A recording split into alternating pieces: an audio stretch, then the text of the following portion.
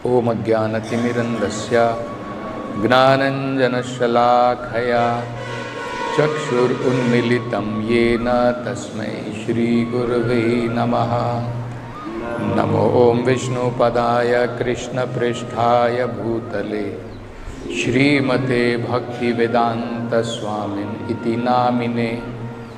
नमस्ते सरस्वती देवे गौरवाणी प्रचारिणे निर्विशेषा शून्यवादी पाश्चात्य देशतारिणे। जय श्री कृष्ण चैतन्य प्रभु नित्यानंद श्री अद्वैत गदाधर श्रीवासदि गौरभक्तवृंद। हरे कृष्णा कृष्ण कृष्ण हरे हरे, हरे राम राम राम हरे हरे, हरे कृष्णा कृष्ण हरे हरे, हरे राम राम राम हरे हरे, हरे कृष्णा कृष्ण कृष्ण हरे हरे, हरे राम राम राम हरे हरे। तो यहाँ पर देखिए बड़े सुंदर निर्देश कर्दम मुनि और स्वयंभू मनु के बीच में जो वार्तालाप हो रही है हम सबके लिए बड़ी महत्वपूर्ण है।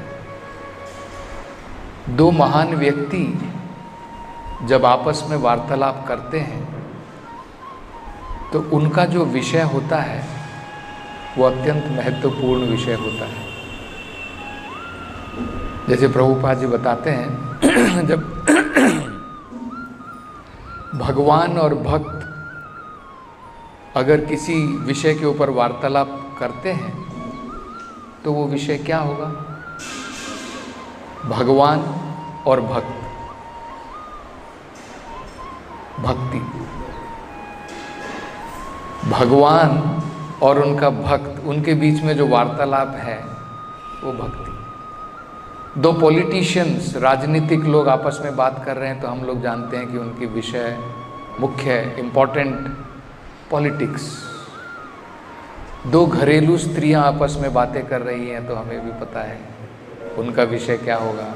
They will not be discussing politics, they will be discussing पेटी पॉलिटिक्स, घर में होने वाली पॉलिटिक्स। तो इसी प्रकार से यहाँ पर जो वार्तालाप चल रही है कोई ऑर्डिनरी नहीं है। एक किसी दो ऑर्डिनरी लोगों के बीच की कन्वर्सेशन हम लोग सुन रहे हैं, ऐसा नहीं है। ये जो वार्तालाप है ये एक महान संत कर्दम मुनि और एक महान राजा जो भगवान के महान भक्त हैं स्वयंभू मनु, उनके बीच में वार्तालाप है। तो हम सबके लिए बड़ी महत्वपूर्ण संदेश निर्देश यहाँ पर हम देख सकते हैं। तो देखिए क्या कह रहे हैं। ये कुछ बड़े महत्वपूर्ण प्रिंसिपल्स होते हैं। जैसे कई बार हमने इसके बारे में जो है डिस्कशन किया है, चर्चा की है। चाणक्य पंडित ने बहुत सारे महत्वपूर्ण प्रिंसिपल्स हमें दिए। जैसे उदाहरण के तौर पर वो बताते हैं घर के अंदर में कई प्रकार के शत्रु होते हैं। पिता शत्रु ऋण कृत्वा, अगर किसी के घर में पिता शत्रु बताया जाता है तो वो तब बताया जाता है जब पिता अपनी संतानों के ऊपर ऋण छोड़ करके चला जाता है। बहुत सारा लोन ले लिया, लोगों से पैसा ले लिया और बाद में अपनी संतान के ऊपर छोड़ दिया, तुम चुकाओ बैठ करके। वो पिता शत्रु है अपनी संतानों का। प्रभुपाद जी उदाहरण देते हैं, ऐसा हुआ था आज से उनके समय में, प्रभुपाद जी के समय में उनका पुत्र इतना ईमानदार था, हर एक घर जाकर के उनके पिता ने जिनसे ऋण लिया था सबका ऋण चुकाने के लिए घर घर जाकर के उसने जो है, यहां तक कि एक व्यक्ति के साथ में तो उनका वाद विवाद हुआ। वो व्यक्ति कह रहे नहीं भाई तुम्हारे पिता ने तो दे दिया, कौन सा ऋण, अब कुछ बाकी नहीं है, दे दिया उन्होंने। वो कह रहे नहीं, पिताजी किताब में लिख करके गए तुम्हारा ऋण बाकी है, लेना पड़ेगा। आज कहाँ है ऐसे ईमानदार लोग? हम तो बड़े खुश हो जाएंगे, ले लिया, अच्छा बढ़िया बात है, बिल्कुल भाई लेकिन या फिर आजकल तो हम लोग देखने में लगे रहते हैं कि किसी न किसी प्रकार से भूल जाए भाई, कैसे तो टाल दूं थोड़े दिन के लिए, बाद में भूल जाएगा, फिर उसको पता है देने वाला तो है नहीं। ये हमें पता नहीं है कि दूसरे की इस प्रकार से धोखेधड़ी की अगर हम लोग अमानत कमाते हैं, 5वें स्कंद में बताया है उस प्रकार के व्यक्ति को अंधतामिश्र नाम के नरक में अनेकों प्रकार की यातनाएं झेलनी पड़ेंगी अगर हम इस प्रकार का डिसऑनेस्ट, बेईमानी का कार्य करते हैं। तो बता रहे हैं चाणक्य पंडित, ऋण कृत्वा पिता शत्रु, माता शत्रु व्याभिचारिणी। घर में मां कब शत्रु बन जाती है अपनी संतानों की? जब मां अपने पति को छोड़ करके किसी और से अपना मन लगा करके बैठी है।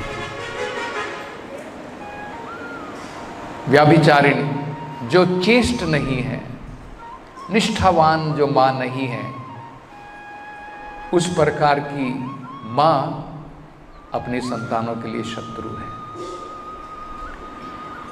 रूपवती भार्या शत्रु, और जिसकी पत्नी बहुत सुंदर है वो भी अपने घर में शत्रु है। तो सुंदर स्त्री के पीछे मत भागो। यहां पे भी प्रभुपाद जी बता रहे हैं, कर्दम मुनि ने सुंदरता नहीं देखी, सुंदर तो थी, ऐसा नहीं है, स्वयंभू मनु की पुत्री अति सुंदर है, लेकिन यहां पर आप कहीं पर भी नहीं देख रहे हैं। यहां पर बताया गया है कैरेक्टर, चरित्रवान।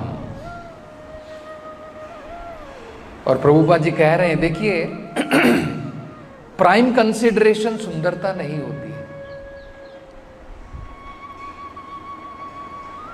स्वयंभू मनु एक राजा है, एरिस्टोक्रेटिक फैमिली से है, धनवान। राजा का मतलब आप समझ सकते हैं किस प्रकार के जो है सुख उनको प्राप्त, भौतिक सुख प्राप्त हो सकते हैं। और कर्दम मुनि क्या है? एक संत है, कुटिया में रह रहे हैं। तो उन्होंने तो कंसिडरेशन नहीं किया कि भाई मैं अपनी पुत्री को सौंपने जा रहा हूं कर्दम मुनि को, इसके पास तो पैसा तो नहीं है। उन्होंने कोई कंसिडरेशन नहीं किया, बड़े आतुर हैं, is very eager, please take my daughter, मैं अपनी पुत्री आपको सौंपना चाहता हूं।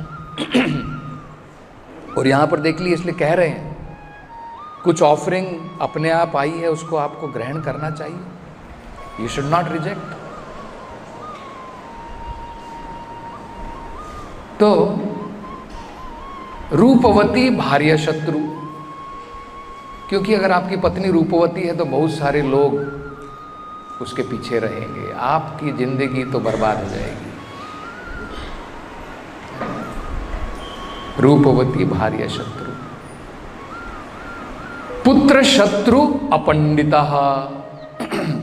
और अगर आपका पुत्र नालायक है, नंबर 1, तो वो भी फैमिली का शत्रु है। तो ये 4 प्रकार के शत्रु जो है चाणक्य पंडित बताते हैं।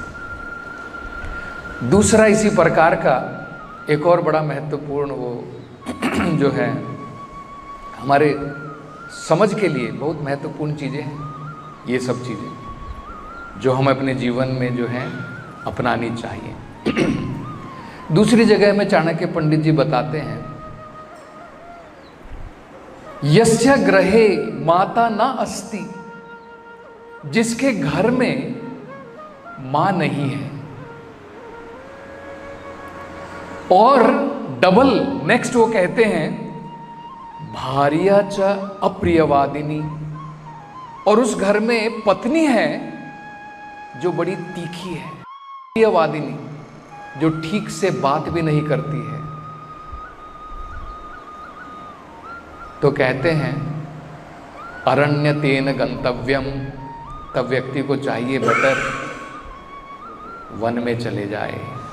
अरण्यतेन गंतव्यम, क्यों? यथाग्रहम तथा अरण्यम, क्योंकि उसका घर भी जंगल के बराबर है। इससे बेटर है फिजिकल जंगल में चले जाए तो शायद जानवर, खूंखार जानवर बेटर हैं, ऐसे खूंखार जानवर घर में रहने की जगह है ना। एक और चाणक्य पंडित जी बताते हैं, बड़ी महत्वपूर्ण निर्देश चाणक्य पंडित देते हैं। मात्रवत परदारेषु, दूसरे की पत्नी को कभी भी बुरी नजर से मत देखो।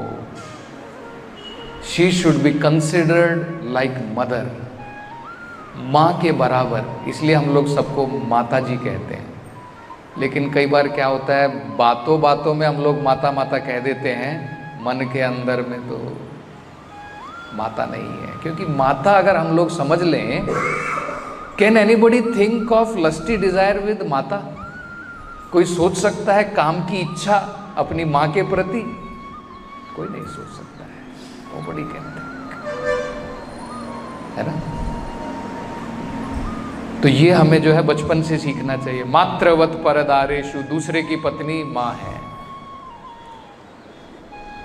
परद्रव्येषु लोष्टवत, दूसरे का धन, बेईमानी का धन कूड़े करकट के बराबर है। आई डोंट वांट, वो मुझे नहीं चाहिए, कूड़ा करकट नहीं चाहिए। कोई चाहता है घर के अंदर में संगवा करके बहुत कूड़ा करकट जमा करूं। हम तो HDMC वाले को फोन करके कहते हैं, क्या हो गया भाई, कूड़ा भर गया है घर के अंदर में, आप नहीं आ रहे हैं, है ना। बोलना पड़ता है, क्योंकि कूड़ा करकट कौन चाहता है। परद्रव्येषु लोष्टवत, आत्मवत सर्वभूतेषु, और सभी जीवों को अपने समान समझना चाहिए। उनका दुख हम तब देख सकते हैं जब हम अपना दुख देखेंगे, कि भाई मेरी गर्दन कोई काटेगा मुझे दुख होता है, दूसरे की गर्दन अगर काटी जाती है उसको भी दुख होता है। आत्मवत सर्वभूतेषु या पश्यति सा पंडिताः, जो इस प्रकार से देखता है वो पंडित है। इसी प्रकार से यहाँ पर स्वयंभू मनु एक बहुत बढ़िया निर्देश दे रहे हैं। जैसे चाणक्य पंडित ने ये निर्देश दिए हैं अपने जीवन में जो हमें अपनाने चाहिए, यहाँ पर स्वयंभू मनु बता रहे हैं। तो देखिए वो क्या कहते हैं। वो कह रहे हैं, उद्यतस्य ही कामस्य प्रतिवादो न शश्यते। उद्यतस्य का मतलब होता है जो हमारे पास कुछ वस्तु अपने आप आई है, जो हमें जरूरत भी है हमारे जीवन के अंदर में, शरीर को और आत्मा को साथ रखने के लिए, तो उस प्रकार की वस्तु को, कामस्य का मतलब है जरूरत, जो हमारी इच्छा है। प्रतिवादो न शश्यते, प्रतिवादों का मतलब उसे मना कर देना, नहीं नहीं मुझे नहीं चाहिए। न शश्यते मतलब ये कोई अच्छी बात नहीं। शश्यते का मतलब it is not good to deny an object which is required in your life and it has come of it self.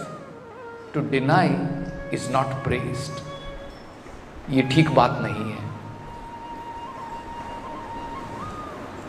तो हम तो बोलेंगे प्रभु जी ये कैसी शिक्षा है, कुछ वस्तु हमारे जीवन में आ रही है, हम तो सोचे रहते कि उसको ठुकरा देना चाहिए, नहीं मेरे को नहीं चाहिए भाई। मान लीजिए आपके पास में पैसा आ रहा है, हम तो सोचेंगे कृष्णा भावनामृत का मतलब है नहीं मेरे को नहीं चाहिए पैसा। अपने आप से आ रहा है और हम बोलें कि नहीं चाहिए। स्वयंभू मनु कह रहे हैं कि नहीं भाई ये गलत बात है। क्यों गलत बात है भाई बताइए, आपको क्यों लगता है? आदिराज प्रभु, पैसा आपके पास में आ रहा है, अपने आप आ रहा है, आप कृष्णा भावनामृत में हैं, कृष्णा भावनामृत में पैसा थोड़ी चाहिए है ना? मुझे क्या चाहिए पैसा, ले जाओ, नहीं चाहिए भाई, वाई इट इज रॉन्ग। और यहाँ पे तो ये भी कहा है देखिए दूसरा ऊपर से क्या कहा है, अपि निर्मुक्तो संगस्य, even for a person who is detached. आप अटैच नहीं है, आपको पैसा धन दौलत से कोई अटैचमेंट नहीं है, निर्मुक्त है संग से, उसके लिए भी वो कह रहे हैं he also should not deny, उसको भी एक्सेप्ट कर लेना चाहिए।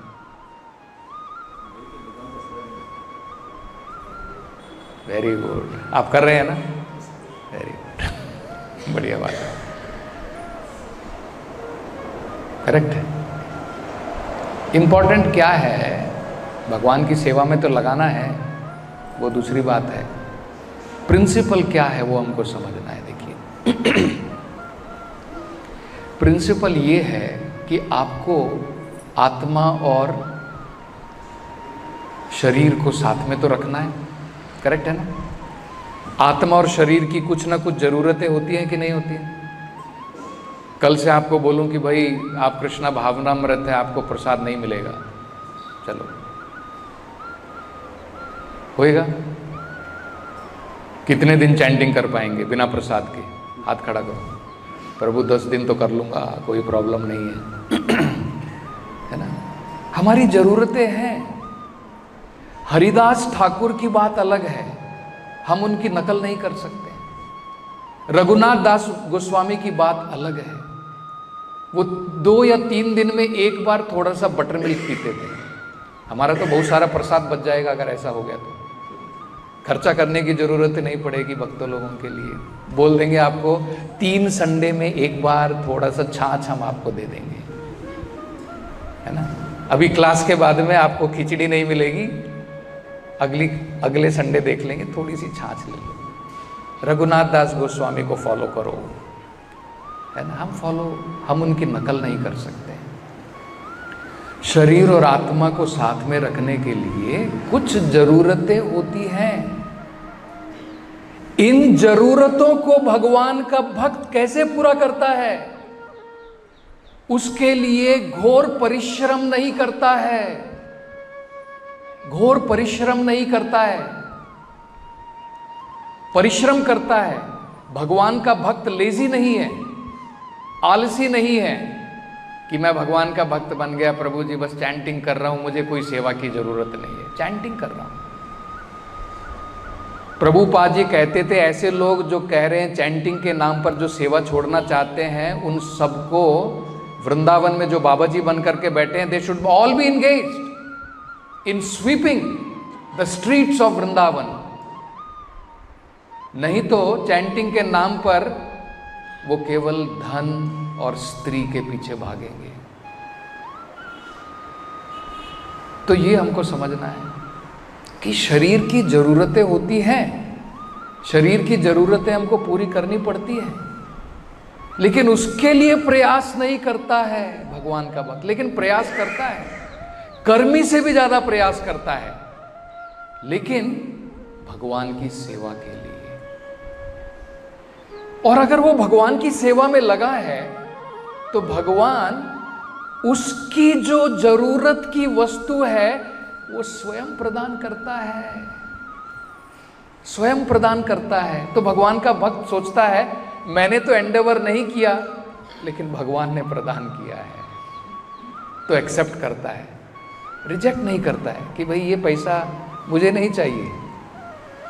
नहीं, अपनी मर्जी से आया मतलब भगवान ने, ही हैज प्रोवाइडेड।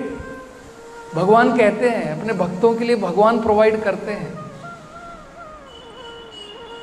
कौन सा श्लोक है बताइए भगवद गीता में?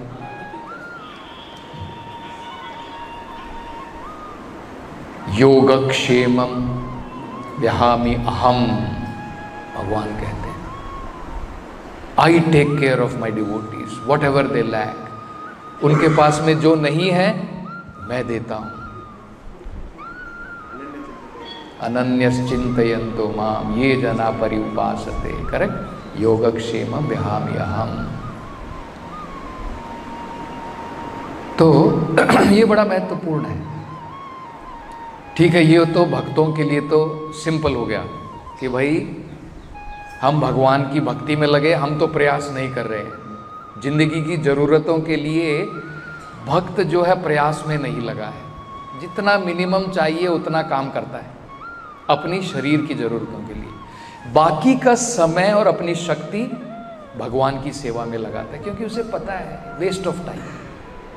जितना ज़्यादा ये शरीर तो नश्वर है, एक दिन चला जाएगा, इसको बचा करके मैं क्या करूँगा। लेकिन जितनी ज़रूरत है इसको हेल्दी रखने के लिए, भगवान की सेवा करने के लिए, उतना प्रयास करता है बस, और भगवान प्रोवाइड करता है। तो जब कुछ आता है तो वो व्यक्ति निरासक्त क्यों ना हो। जैसे यहाँ पर हम देख रहे हैं कर्दम मुनि, उनकी कोई इस प्रकार की भौतिक इच्छाएं नहीं है, निरासक्त है। लेकिन वो कह रहे हैं आपको भी फिर भी स्वीकार करना चाहिए। आपको ऐसा नहीं सोचना चाहिए कि भाई अरे मैं तो निरासक्त हूँ, ये एक ऑफ़र मेरे पास में आ रहा है, मेरी बेटी से शादी कर लो, ये ऑफ़र मैं रिजेक्ट कर देता हूँ, मैं तो आसक्त नहीं हूँ। नहीं, निरासक्त होकर के भी, क्योंकि ज़रूरत है। क्यों ज़रूरत है? उनको मटेरियली ज़रूरत नहीं थी, स्पिरिचुअली ज़रूरत थी। उनके पिता की आज्ञा के द्वारा वो प्रजापति का कार्य कर रहे थे। प्रजापति बनना है तो भार्या तो होनी चाहिए, पत्नी तो होनी चाहिए, और इसके लिए ही उन्होंने भगवान की जो है प्रार्थना की थी। प्रार्थना करने के बाद में उन्होंने भगवान से यही मांगा था, और भगवान ने भी कहा था यू डोंट वरी, तुमने मेरी प्रार्थना की है, आई विल अरेंज। और भगवान ने अरेंजमेंट किया है ना। तो भक्त की तो बात इजी हो गई कि भाई भगवान ने भेजा है, भगवान ने भेजा है, और मेरे को जो चाहिए मेरे शरीर की ज़रूरत के लिए उतना करके बाकी सब भगवान के लिए। करेक्ट। आम आदमी के लिए कैसे कहा है? देखिए यहाँ पे कहा है काम रक्तस्य किम पुनः, जो व्यक्ति काम वासनाओं में जिसकी जो मग्न है उसको तो डेफिनेटली मना नहीं करना चाहिए।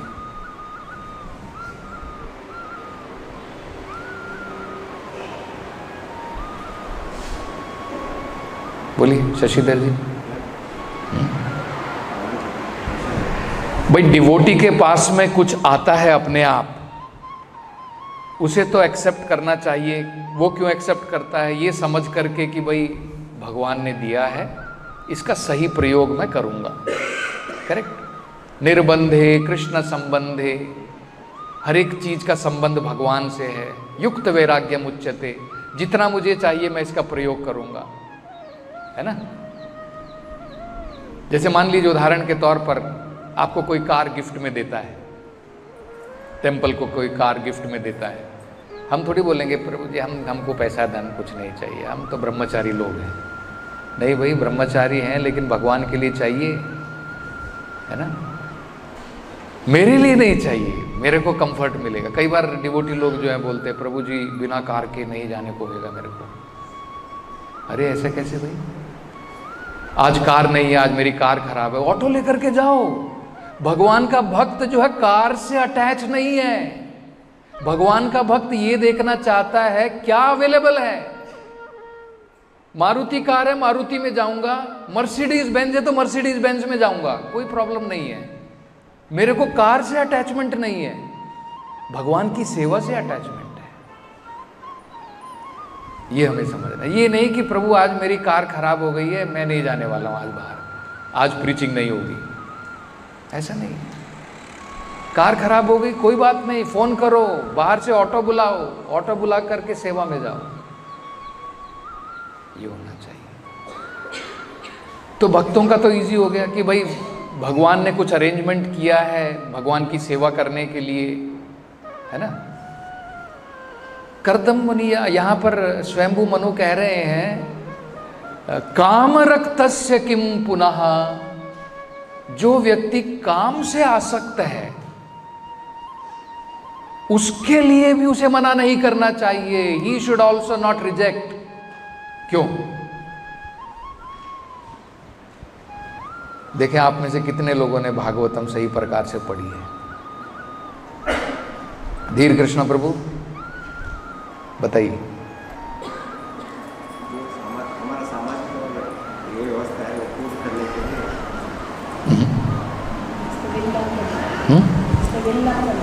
For will of the Lord, थोड़ा बहुत करेक्ट है, little near to the point, लेकिन ओके ठीक है। ये नारद जी जो है बहुत महत्वपूर्ण इंस्ट्रक्शन देते हैं भागवतम में। तस्यैव हेतो प्रयतेत कोविदा न लभ्यते यत् उपरि अदाः तल्लभ्यते दुःखवत् कालेन गंभीर रमहसा। वो कहते हैं मनुष्य को, किसी भी मनुष्य को अगर वो बुद्धिमान है, he should Endeavour only for advancement in spiritual life. उसे केवल आध्यात्मिकता में बढ़ने के लिए प्रयास करना चाहिए, मटेरियल एंजॉयमेंट के लिए नहीं प्रयास करना चाहिए, भौतिक खुशी के लिए, भौतिक कंफर्ट्स ऑफ लाइफ बनाने के लिए प्रयास नहीं करना चाहिए। क्यों? बहुत सुंदर उदाहरण देते हैं। वो कहते हैं जिस प्रकार से दुख के लिए कोई प्रयास नहीं करता है, कोई व्यक्ति प्रयास करता है, आप में से कोई है बहुत मेहनत करते हैं, प्रभु जी मेरे जीवन में दुख नहीं आ रहा है, बड़ी मेहनत कर रहा हूं, मिजरी इज वांटेड, एडवर्टाइजमेंट दे रहा हूं मैं पेपर में, मिजरी इज वांटेड। कोई है? कोई नहीं करता है। दुख के लिए कोई प्रयास नहीं करता है, सब खुशी के लिए प्रयास करते हैं। लेकिन लोगों को यह ज्ञान नहीं है कि खुशी जो आ रही है उनके प्रयास से नहीं आ रही है। भाई ये तो गधे की सोच है कि जब तक मैं गधे की भांति कार्य नहीं करूंगा तब तक खुशी नहीं आएगी, वो सोच रहा है। मूर्ख गधा। गधे को जो बताया जाता उदाहरण आपको पता होगा। गधा इतना मूर्ख है, वो सोचता है धोबी इतना सारा कपड़ा मेरे ऊपर लाद करके रखा है, मैं इतना कठोर परिश्रम कर रहा हूं, इसके कारण मुझे घास दे रहा है। मूर्ख गधे को यह पता नहीं है कि भाई ये बोझ नहीं भी उठाऊंगा तो घास तो कहीं पर भी मिल जाएगी। तो हम लोग इसी प्रकार से गधे बन गए हैं भौतिक संसार में। गधे की भांति कठोर परिश्रम करते हैं भौतिक सुखों के लिए। ये अज्ञान है हम लोगों को कि भाई मैं दुख के लिए तो प्रयास नहीं करता हूं, दुख अपने आप आता है। इसी प्रकार से सुख भी अपने आप आएगा अगर वो आपकी तकदीर में है, डेस्टिनी में है। तो बाकी लोगों को भी जो है सुख के लिए प्रयास करने की जरूरत नहीं है, अपने आप आता है, डेस्टिन्ड है, ले लेना चाहिए, ग्रहण करना चाहिए। He also should not reject it, क्योंकि प्रयास के साथ नहीं जुड़ा है भौतिक फल, भौतिक खुशियां। ये हमें समझना चाहिए। तो यही सुंदर उदाहरण जो है नारद जी दे रहे हैं किस चीज के लिए प्रयास करना चाहिए? तस्यैव हेतो प्रयतेत कोविदा न लभ्यते यद उपरि अदाः। जो भौतिक खुशी, जो आनंद हमें इन तीनों लोकों में ऊपर से नीचे, ऊपरी अदाः, जो प्राप्त नहीं हुआ है, उस प्रकार के आनंद के लिए, सत्य आनंद के लिए, उस प्रकार के आनंद के लिए मनुष्य जीवन में प्रयास करना चाहिए। अन्यथा ये प्रयास तो जानवर भी करता है, उसको भी मिल जाता है, उसमें क्या बड़ी बात है। तो ये बड़ी महत्वपूर्ण इंस्ट्रक्शंस जो है यहाँ पर स्वयंभू मनु दे रहे हैं। देखिए अब अगले श्लोक में वो क्या कहते हैं। अगले श्लोक में कहते हैं या उद्यतम अनादृत्य किनाशम अभियाचते। तो कह रहे हैं कि मान लीजिए आपके पास में आपकी जरूरत की वस्तु आई, आपने ठुकरा दी, नहीं मेरे को नहीं चाहिए, मैं बड़ा निरासक्त हूं, I am very detached, I don't want. आपने ठुकरा दी।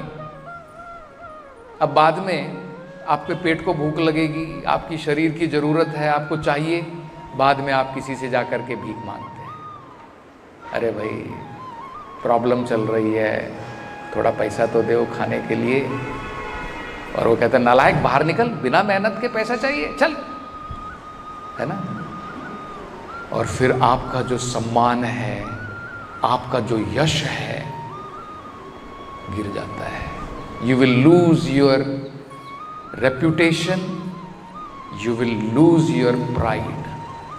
आपका मान, आपका सम्मान, आपका यश सब नष्ट हो जाता है। करेक्ट है कि नहीं? तो यही बता रहे हो, स्वयंभू मनु कह रहे हैं आपको तो जरूरत है, करेक्ट है, आपको जरूरत है, क्योंकि आपने इच्छा की, भगवान से भी प्रार्थना की, और अब आपके पास में आया है, ऑफर आया है।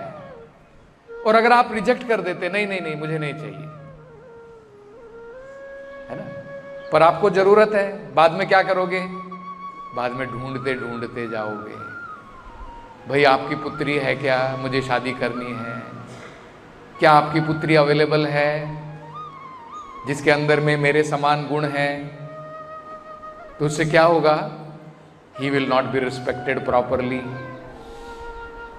किसी घर में जाएंगे, भगा देगा, क्या आप सन्यासी होकर के मेरे घर में यहाँ पर ढूंढने के लिए आए हैं तुम, है ना? तुम्हारे जैसे कुटीर में रहने वाले को मैं अपनी बेटी दूंगा, जाओ। तो सही प्रकार से सम्मान नहीं करेगा, तो आपका जो यश है, आपका जो मान है, वो जो है चला जाएगा। तो वो ये कह रहे हैं यहां पर कि जो व्यक्ति इस प्रकार से अपने आप आए हुए जो हमारे जीवन के लिए जरूरत है, अगर उसको रिजेक्ट करता है, तो प्रभुपाद जी जो है यहाँ पर बता रहे हैं कि हमारे भारत की ये सभ्यता है, सही विवाह किसे कहा जाता है? लड़का जो है लड़की ढूंढने के लिए नहीं जाता है, लड़की के पिता जो है वो सही प्रकार का वर अपनी बेटी के लिए ढूंढते हैं। तो ये हमारे वैदिक सभ्यता का सिस्टम है। अन्यथा क्या होता है, अगर लड़का वाला ढूंढने में लगा है तो उसका मान, उसका यश जो है गिर जाता है। और अंत में प्रभुपाद जी जो है वही बड़ी महत्वपूर्ण चीज बता रहे हैं। देखिए, Another feature of this incident is that स्वयंभू मनु was emperor। जो बहुत महत्वपूर्ण इस घटना से प्रभुपाद कह रहे हैं, इस घटना से एक बड़ी महत्वपूर्ण बात जो हम सीख सकते हैं, स्वयंभू मनु एक सम्राट थे, but he went to offer his qualified daughter to a poor ब्राह्मणा। लेकिन अपनी पुत्री की शादी किसको दे रहे हैं? एक गरीब ब्राह्मण को, पुअर ब्राह्मणा।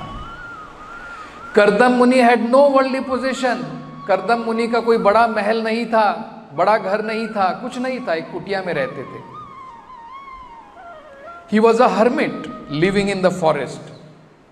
सिटी में भी नहीं रहते थे, जंगल में रहते थे। But he was advanced in culture. संस्कृति में अत्यंत धनी थे, चरित्र में अत्यंत धनी थे, गुणों में अत्यंत धनी थे। ये असल में देखा जाए तो मनुष्य का ये होना चाहिए। ये धन क्या है? ये तो चंचल है, कुछ दिन हमारे हाथ में रहेगा, कुछ दिन नहीं रहेगा। लक्ष्मी जो होती है, जो मटेरियल वेल्थ है, वो चंचल है। उसके पीछे अगर हम भागेंगे, उसको देख करके हम अपनी बेटे का विवाह करेंगे, और हो सकता है कि कोई गारंटी नहीं है, पैसा तो कब निकल जाए हाथ में से। और ऐसे व्यक्ति को दे दिया जिसके पैसे के भरोसे पर हमने दिए थे, लेकिन वो नालायक नंबर 1 है, फिर क्या फ़ायदा? वह पैसा भी गया, क्योंकि चंचल है लक्ष्मी, पैसा भी चला गया, और बाद में देखा तो नालायक नंबर 1 निकला, तो उसका कोई फ़ायदा नहीं। भाई ठीक है, ये भी देखना पड़ता है कि भाई ये जो लड़का है, ये मेरी बेटी को कम से कम खाने पीने के लिए प्रॉब्लम तो नहीं होनी चाहिए। ये सब सेकेंडरी है, ये भी देखना पड़ता है गृहस्थ जीवन में माता पिता को, कि भाई ऐसा तो नहीं कि बाद में मेरी बेटी को भी जो है इस प्रकार से तपस्वी बना देगा। और तपस्वी कैसा? ऐसा नहीं कि भगवान के लिए तपस्या है ना, क्योंकि शरीर की कुछ ज़रूरतें होती हैं, तो ज़रूरत पूरी कर पाएगा या नहीं कर पाएगा, ये भी देखना पड़ता है। पर वो सब सेकेंडरी है। प्राइमरी क्या है? सबसे महत्वपूर्ण क्या है? गुण, संस्कृति, कल्चर, है ना, ये सब बड़े महत्वपूर्ण है। तो ये प्रभुपाद जी कह रहे हैं, therefore in offering one's daughter to a person, culture and quality, संस्कृति और गुण आर काउंटेड एज प्रोमिनेंट। ये सबसे महत्वपूर्ण काउंट हमें करने चाहिए, नॉट वेल्थ, पैसा नहीं, और एनी अदर मटेरियल कंसिडरेशन, और या फिर दूसरी कोई मटेरियल भौतिक कंसिडरेशन जो है वो सेकेंडरी होती है। हरे कृष्णा। श्रील प्रभुपाद की।